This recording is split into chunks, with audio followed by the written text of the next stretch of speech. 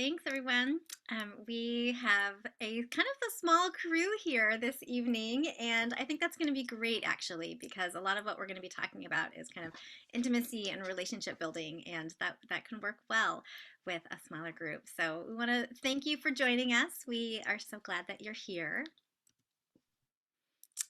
And we have actually three presenters today. I'm going to kick us off. My name is Estrella Reisinger. I am the Executive Director of California's AEOE, that is the Association for Environmental and Outdoor Education. My pronouns are she, her, hers. And I am our certification program administrator and facilitator. So those are some of the hats that I'm going to be wearing today. And I'll let my colleagues and friends introduce themselves. I'm Jennifer Ortega. I'm a faculty member here at Humboldt State University, located in Northern California, about an hour south of the Oregon border, 5 hours north of San Francisco. The EECP steering committee member, yes, I was a part of that for about 3 years as we were crafting our program. And then after that role, I then became an EECP mentor for the first year. And my name is Celeste Royer. I am a retired administrator from the San Luis Obispo County Office of Education, where I was the director of environmental and outdoor education for over 30 years. And in my repurposed life, as it's called, I am the director of equity and inclusion for 10 Strands, a nonprofit here in California. And in that repurposed role, one of the things I really embrace is mentoring. So I was privileged to be part of year one of the mentors last year in the pilot year, and loved the experience so much that I'm repeating it as a mentor this year as well. Glad to be with you. Great. And it's been so terrific just to see land acknowledgements embraced and incorporated into so many of our sessions over this conference. And personally, I want to just acknowledge where I'm coming from in Oakland, California. I sit on stolen land that has been cared for by Chochenyo Ohlone for millennia. I want to share my appreciation for the past and present stewardship of this place I call home, and commit to shaping a future here that is just. The three of us reside in California, and our program is a statewide program. So we think it's important to acknowledge that California is home to 109 federally recognized tribes and many more tribal groups that are awaiting recognition. And I know there's been a lot of talk and a lot of resources shared around land acknowledgements, and we'll share some in the chat. And there is a third one as well that I recently came across, which I really appreciate, because a lot of folks say kind of, well, what next? Yes, it's a first step, but what next? And I think that we'll speak to some of what we'll be talking about in our session today, in really digging deeper and kind of doing the work. And that principle, is something that we brought into our certification program. And this last resource, the Beyond Land Acknowledgement Guide, as well, offers some really good tips for, what we can do organizationally, and individually in really deepening respect for relationships with tribal members in our area, for those of us who identify as non-native. Great. So we'd love to get a sense of what brought you here today. I do see some folks who come specifically from other associations, other statewide affiliates, and it would be really great to hear kind of what about this particular topic interests you, perhaps where your affiliate is at in terms of your readiness, around offering certification or thinking about a kind of a statewide network. But it'd be super helpful to know what it is about that topic, that interests you, or, if you have any particular questions and priorities, so that we can make sure to tailor our conversation, to address what you're most curious about. And while you are thinking about that, I'll share out just a little bit of an overview of our program in general, so you get a better sense of what our approach has been and how this piece, the mentoring and coaching, fits in. So these are the program elements for our certification program. So you can see, if you're aware of how different states have been, kind of adopting this certification, approach there. Everything under the sun exists. There are some folks that are solely portfolio, some states that have, only an in-person component, others where it's 100% online.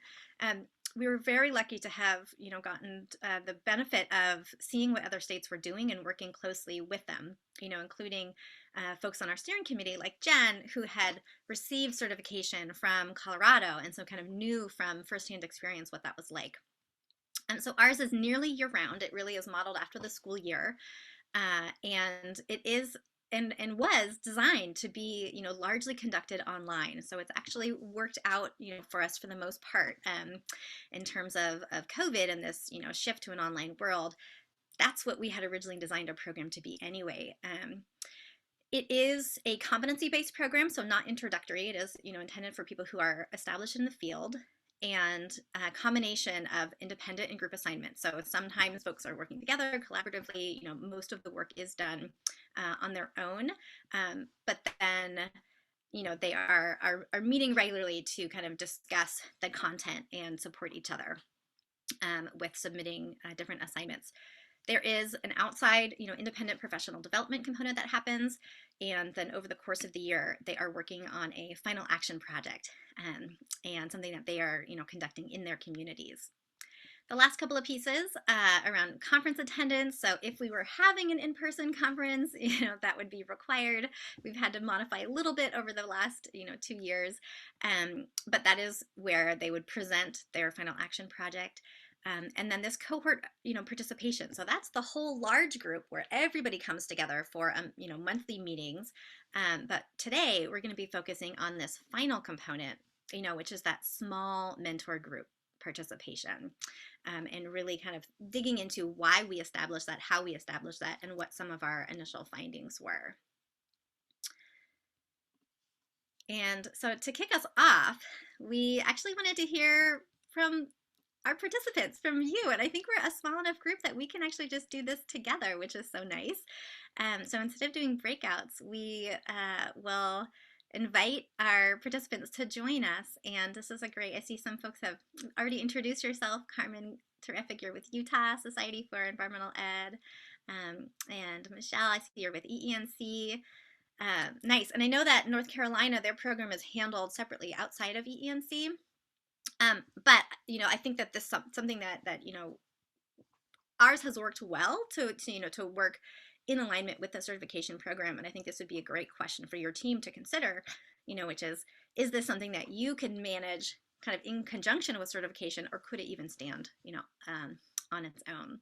So to kick us off, we did want to hear from everyone, from your own voices as well. So I'll actually stop sharing my screen so we can see each other. Do just a quick little introduction to who you are, where you're coming from, your names, pronouns, etc., and share a little bit about an adult who positively influenced you in your path to EE. So in particular, thinking about if there were any characteristics or qualities that they have that helped you on your path. So I'll go ahead and just put that into the chat and stop my share so that we can see each other. And I'd love to hear from our participants, our small team here. If you're willing to introduce yourselves, that would be great. Yeah, I can go. Michelle Pierce in North Carolina. I'm the program coordinator for EENC. And like Australia mentioned, we do not directly house our certification program. It is housed in a partnering parallel organization. It's a little tricky. We helped create it like 35 years ago, but we don't house it. It's housed through a state agency, which is really cool for us. But and so pronouns she, her, and adult who positively influenced me. There's probably a couple of college professors that just kind of introduced me to the field. I didn't know it existed, and just through some coursework, learned about it and kind of set me in that direction. And so, yeah. Thanks, Michelle. Carmen, are you willing to jump in and share? Yeah, absolutely. My name is Carmen, and I am the program coordinator for the Utah Society for Environmental Education, and I'm here in Salt Lake City, and my pronouns are she, her. Um, and like I said in the chat, we're really working on revamping and redesigning our certification program, and so super excited to learn about what you all are doing, especially with mentorship. An adult who positively impacted me would have to be my former boss. I'm a very recent college graduate, so I'm just getting my footing as a professional in EE, and she really showed me that this was a career and something that I could do that wasn't just a passion. Yeah. Thank you. And I'd love to turn it over to anyone else, our moderators, my co-facilitators, and if anybody else wants to jump in.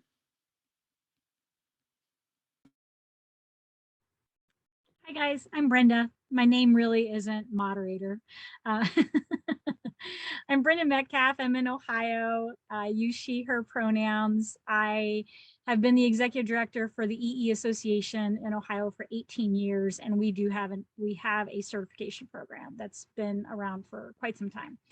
The person who probably influenced me the most in environmental education was actually a junior high science teacher who, though I wanted to do a bunch of science stuff and there were no other ladies or women in the science classes that I wanted to take at a college level, which we were allowed to take back then, she basically said I could do what I wanted to do and I could be whatever I wanted to be. So that's her.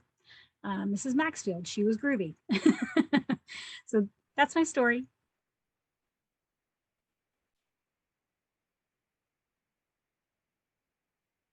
I can briefly share. So my pronouns are she, her. I also forgot to mention that I'm a trainer for the Guidelines of Excellence. And so that was very helpful as we were designing our certification program, because I had that training and I could bring what I had learned through that training to our process. The adult that influenced me was when I was a child, Mrs. Twilliger, Mrs. T. And her children had grown and she was an empty nester and she needed something to do. And so she would lead these nature walks and come to school sites. And she had this old Volkswagen bus that had all these pelts and stuffed animals. And she, would take us out looking for wildlife and tracking. And I thought, this is the coolest thing in the world. I want to grow up and do this. And so I just knew as a child, seeing what Mrs. Terwilliger got to do, that I could do that too. Great story, Jen. So one of the things I didn't mention is a number of years ago, I became a part-time college professor. I do teach environmental education at the local university. And I remember my freshman year of college having a professor of ecology who introduced me to enthusiasm for teaching people about the environment. So I didn't have anybody necessarily in my younger years other than my grandmother who kind of connected me with the land. But in terms of a path, I think, to environmental education, might have been that professor.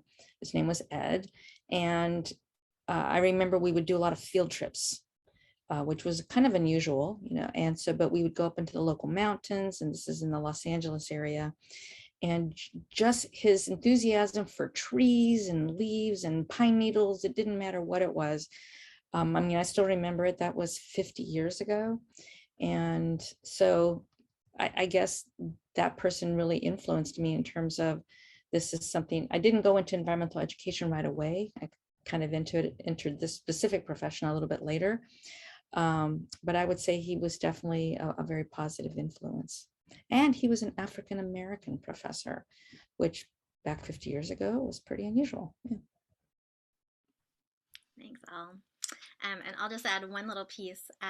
So I grew up pretty science averse, even though I was exposed to a lot of science. It was something I felt very disconnected from. And actually, I got to engage in some multi-day programs in Yosemite as a young person many times. It was something that my teachers often brought their classes to, and uh, the experiences that we had were so rich.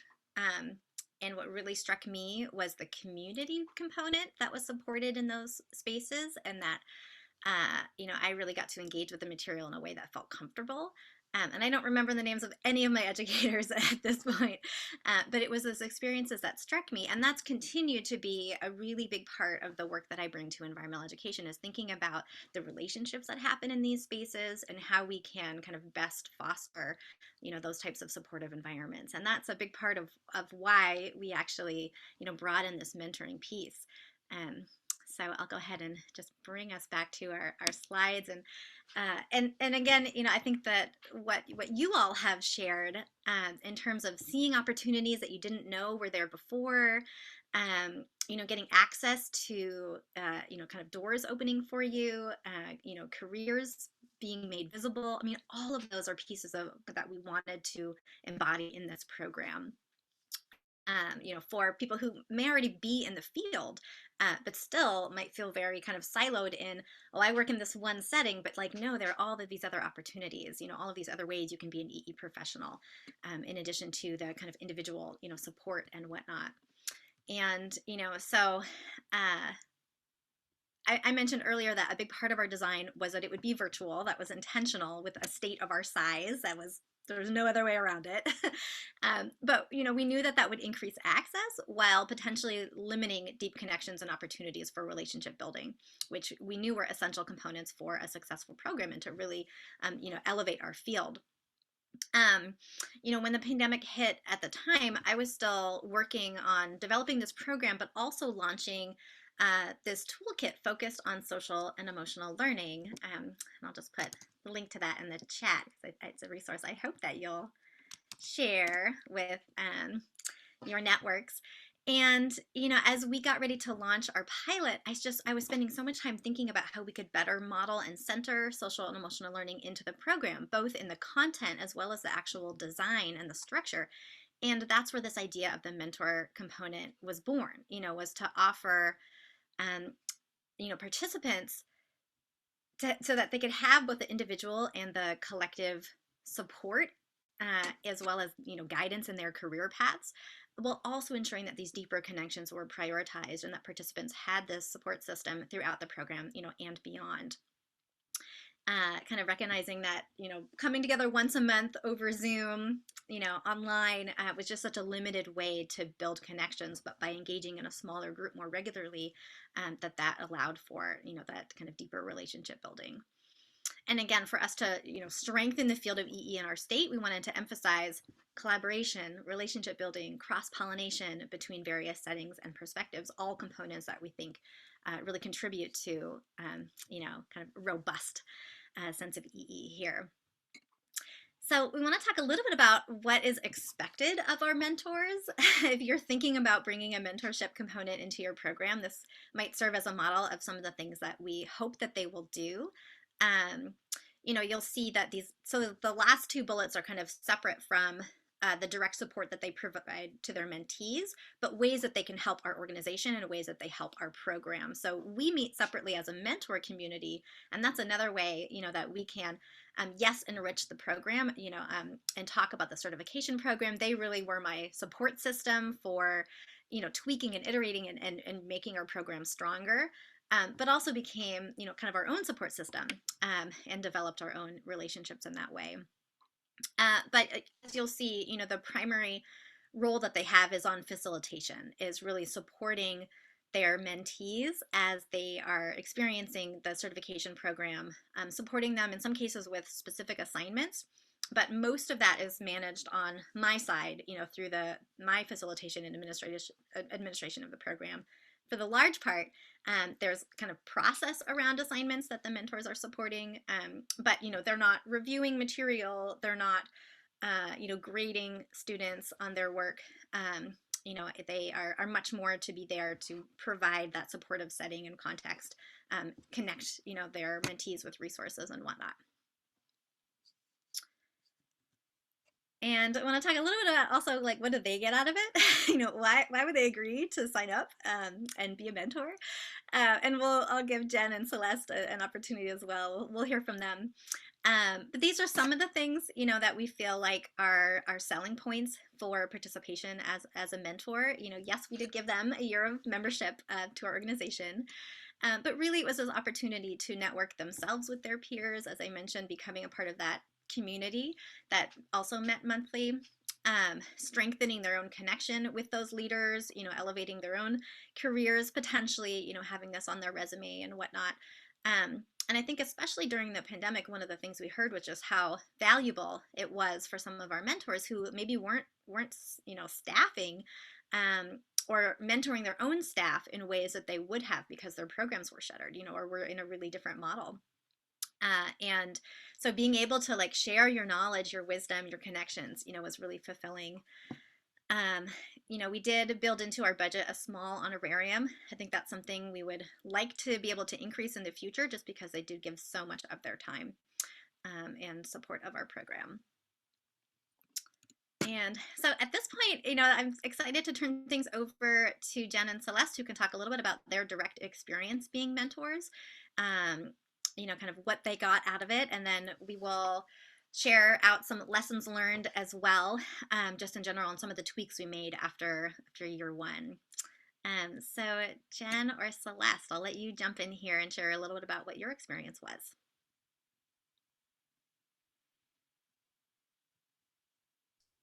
Go for it, Jen. Okay. Thank you, Celeste. So I just have 3 points that I want to make. And my first is to sort of share the story of going from a steering committee member to a mentor, and then my role as a mentor, and lastly, the benefit of the monthly meetings with the other mentors. So I live in California, I work in California, and I wanted to become a certified environmental educator, and there was no program in California. So in 2014, I became a Master Certified Environmental Educator through Colorado's program. And I chose Colorado's program because it's accredited by NAAEE. And I anticipated that eventually one day California would have a program, and then I'd be able to have my certification honored by California. So then in 2016, I was at NAAEE in Madison, and I cornered Reed, who at the time was our board president of AEOE. And this is before Estrella's position existed. And I said, Reed, when are we going to do this? And so that summer of 2017, he started strategically organizing a steering committee. And we began this work. And then at some point, we had like a half-baked idea, and then Estrella became the director. And it was really Estrella that brought this all together. And she was the one that had this brilliant idea of having a mentor added to this program. So I really just want to give a huge shout out and appreciation to Estrella for doing that. So my role as a mentor, 2020 was challenging. That was a rough year. And a lot of our EE providers, their work just stopped. And so it was a good time for professional development. And I had 5 mentees. I had 4 that were early in their careers and 1 that was teaching in higher education. We met once a month, the third Wednesday, 5:30 to 6:30. I had a few one-on-one sessions, either over the phone or through Zoom meeting, depending on what they needed. And really, we focused on support, compassion, and community. And I had one mentee that was new to the state. She had actually done her certification in North Carolina, but she now had moved to California and wanted to get certified.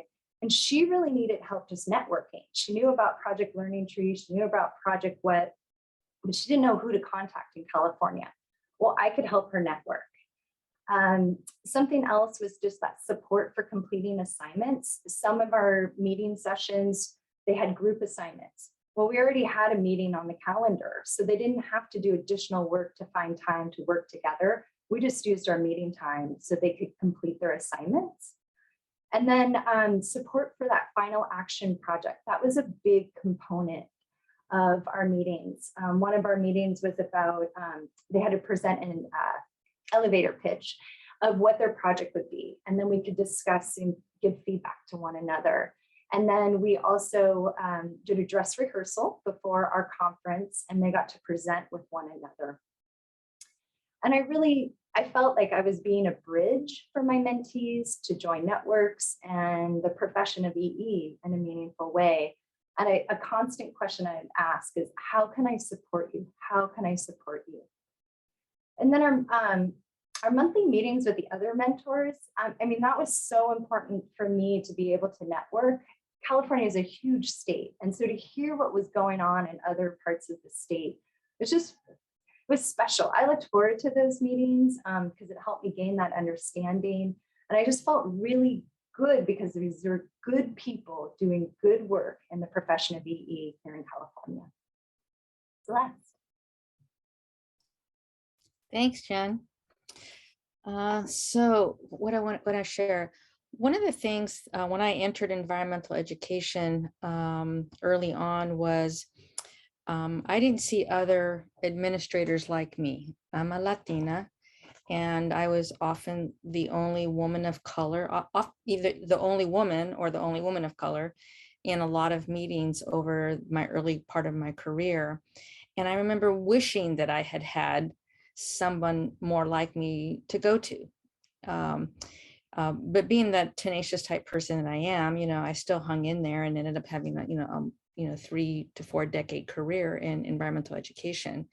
And so as I was approaching my retirement last year, and I had met with Estrella on this before, I clearly favor the whole idea of mentorship for a program like this, so that folks know that there are resources, there's a network within their region or state, and a place for them to go to connect with others doing similar type work. So I think kind of from that perspective, mentorship was really important to me. And it was a way that I could share my experiences as a supervisor. I know a lot of the mentees that I worked with, as they were considering what their action projects were going to be, especially if they wanted to do them within their respective organizations, they were having to discuss these action projects with their supervisors. Would the organization embrace them? How would the target audience that they were trying to serve receive it? And so I think there was a lot of conversation about how to build a more trusting relationship with their supervisor to do this kind of work within the organization. And I think they found that really helpful. So sometimes it was just, well, you've been a supervisor for a long time. How would you respond to a particular situation? So I was able to share with them, strategies and tips, based on all my years of experience. Because the pilot year happened last academic year, I think of how much we're learning about social emotional learning for our student populations.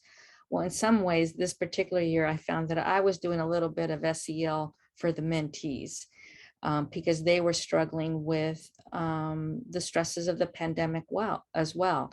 They may have employees might have been laid off within their organization. They were, a little bit concerned about their own jobs. They didn't have student populations to teach at this time. So they had a lot of things that they were experiencing, that just by having conversation with each other in this very small group, which became a very trusting place, that they could share these feelings and emotions and feel that comfort and love kind of coming back to them. So I think that the small group component of the mentorship program is incredibly valuable for that trusting environment that it creates. And it also was one where they could help each other with enthusiasm, or oh, I know a resource. So it wasn't just me as the mentor bringing resources and network opportunities to them. They were doing it for each other. Sometimes I felt like I was just there and let the conversations flow. But at least there was a forum for this kind of engagement with each other. That gave them the confidence to complete assignments. Sometimes I might say, that's not a question I can answer. That's probably a time when you should go back to Estrella for, confirmation, or to get a response from her, because that's an area that she really should respond to. It's not my role. But feeling confident that I could direct them back to her and that they would get their questions answered. So I think mostly the small group experience enabled those that actually completed the entire certification program last year. I think that the combination of the small group meetings and the cohort meetings um, helped them through a really difficult year. Because, I gave them all the credit in the world for taking on this certification program in its pilot year in the pandemic first year. So a lot of stressors there that they were able to make it through. And I too, appreciated the networking, kind of like what Jen mentioned. Actually, for 10 years, that's what was my job. I was the director of a statewide network here in California.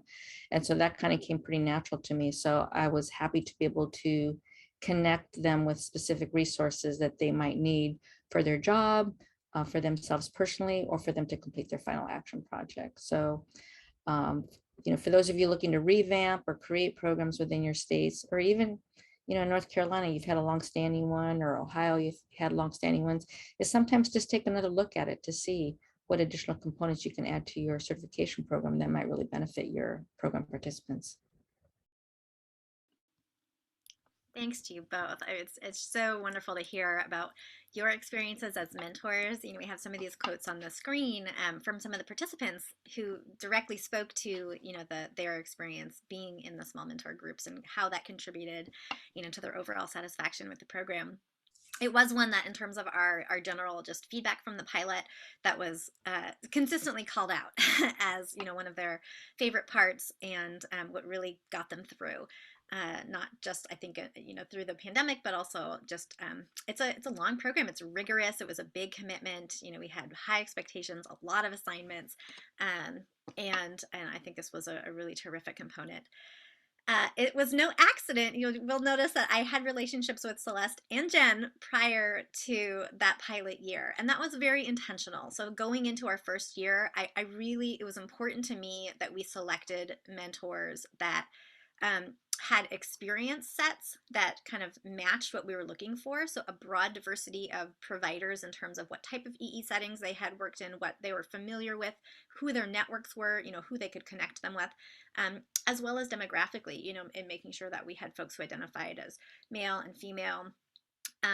As a start, unfortunately, we're not able to get a mentor that was identified as non-binary. I think that tends to be more common in our younger generation, but we're working on it. And then also ensuring that that not all of our mentees, or excuse me, that our mentors were white. Celeste talked about that representation and how much that matters, and that's something we're continuing to work on. And so, if you are thinking about this, just one piece to consider, is really being intentional about who you bring on at first to help shape that program that I really felt like, I had relationships with these mentors who I could say, what am I doing wrong? What could I be doing better? How can we improve this program? And I felt like we were able to have some good, honest dialogue, and the insights that I gained as the facilitator and administrator, were just so valuable. And so I would certainly recommend kind of thinking about that to start with. And then, for the second year that we're in, we did broaden it a little bit. We have some new mentors, some of whom I had had conversations with all of them before they signed up, and made sure that they kind of passed all of the the areas that were really important to me around their facilitation, and in particular their commitment to having conversations around equity and inclusion and being kind of willing to hold space for that. But it wasn't something, we didn't do a broad, like, put it out over social media and invite everyone under the sun, to apply. It was something that we were still kind of reach out to your networks, reach out to who and I think as the program grows, we can kind of go far and farther and farther, with our outreach. But something that we did keep it kind of close to home initially, and that was intentional. So I spoke a little bit to kind of some of these lessons learned. One thing a couple other pieces that I did want to call out. So assigning the mentor group, so connecting mentees to their mentors as soon as possible in the program. That was something that we did, endeavor to do the second time around. Part of that was having predetermined meeting times so that the mentor wasn't having to do excessive doodling and like trying to find a time to, herd their cats into one standard time. When we have classroom teachers, we had administrators, we had outdoor, people's schedules were just so different. And having some of those meeting times as part of the, pre-selection process woven in. Continuing to provide that space that Celeste was talking about, where it's really just like holding time and space for folks to talk and to engage, but also really encouraging some more structured pieces earlier on, just to help participants get to know each other a little bit better. So bringing in a group assignment earlier on, is in the plans for this year. And utilizing each other to really kind of brainstorm facilitation ideas. And then this last piece I mentioned, this strengthened emphasis on diversity and inclusion, and really ensuring that that was something that our mentors were feeling, competent and confident in at least holding the space for those conversations. And then one piece I did want to share out just as a potential resource is these guidelines. I'll go ahead and put them in the chat. That we used when we were doing our recruiting, and that I used as for, just in my conversations with mentors around, and I'll just pull them up on my screen so you can see them, so that they knew what they were getting into, and, kind of what were the types of skills, experiences, backgrounds, and whatnot. And there's a few links in there as well that you can have access to if you want what our code of ethics looks like. Our operations manual, we wanted folks to have some familiarity with those materials as well. And then if you're interested, down below there is actually the interest forms. You can see what types of questions we ask them, for folks who are potentially interested as mentors. And I'm happy to make copies of any of those for anybody, who wants access, or feel free to make a copy yourself, so you have that for your resources. So we're getting real close to our time here. Whoops. Before we log off, just wanted to see in our remaining minute if there were any particular questions that came up based on anything that we shared that you wanted us to dig into a little bit more. I'm going to go back and see what brought you here, and if there were anything specific that we should speak to that we may have missed. Yeah. So just looking at this comment from Michelle, ultimately we do see that there's a great opportunity for graduates of the program to potentially serve as mentors. What we're thinking for now is that it's more of an intermediary role, where, I am bringing back some of the graduates to be speakers, to serve on a panel to talk about their final action projects, or to support us, in some of our conversations. And have already connected several of this year's participants with last year's to say, oh, you're also doing a school garden project? Well, let me connect you with someone who did that, who can share about what their lessons were. And kind of similarly, I think ultimately, yes, we see this as a potential pipeline for, future mentors, and a way that we could even scale this program up significantly, and offer, more of this across the state. We currently have, last year we had 35 participants. This year we have 40. And that's 2 cohort meetings, so 2 different times that we meet, over the course of the month, and then, mentor groups that are about 5 participants each per mentor. Estrella, one thing I can offer too is that even though last year's cohort is done with the programs, as their mentor, I've continued to reach out to them just to continue the relationship and support. So knowing that even though it was a 1-year actual program, that ongoing support will kind of be there, or engaging with each other is still a possibility, and that might keep them engaged to be those future mentors. So it's continuing to network. Yeah, that's great. I think most people have kept some kind of contact, checking in with each other this year. And we imagine everyone is talking about like when we have an in-person conference. Oh my gosh, yay. But yeah, I know we're at our time here, went over a little bit. Please reach out, director@aeoe.org, if you want to have someone else to bounce ideas off of. When we were launching our program, we actually had Katie from Colorado came and presented to our steering committee, as did, I don't remember who else, somebody else awesome from another state, who also presented, and it was so helpful. So if you're going to do a tweak, or are putting something together for your affiliate, I would be happy to join. I imagine one of our mentors would as well, if you want to have that perspective in helping your committee or, your group kind of develop or rethink your program. Great. Well, I hope you've been enjoying the conference so far and continue to do so. It's always so fun to get to meet people across our North American Association here. And thank you for joining us. Thanks for your time. And yeah. Thanks, Brenda. It was great to see you. Yes, thanks to our Thanks for supporting moderator. us. Thanks to NAAW for all the support in getting our certification program launched and providing these spaces for us to learn from each other.